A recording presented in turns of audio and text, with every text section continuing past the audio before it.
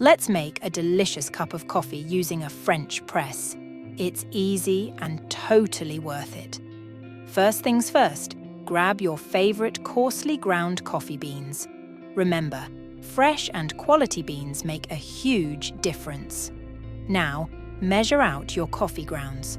I usually go for a ratio of 1:15 coffee to water. Adjust according to your taste. Next, pour hot water that's just off the boil into the French press.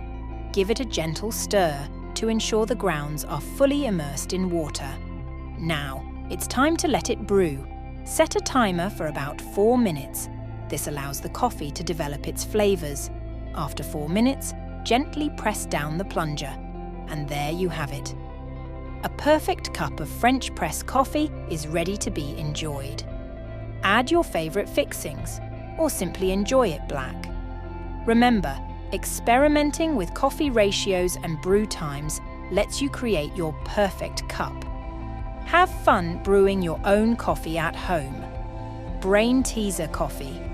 More than a great cup of coffee.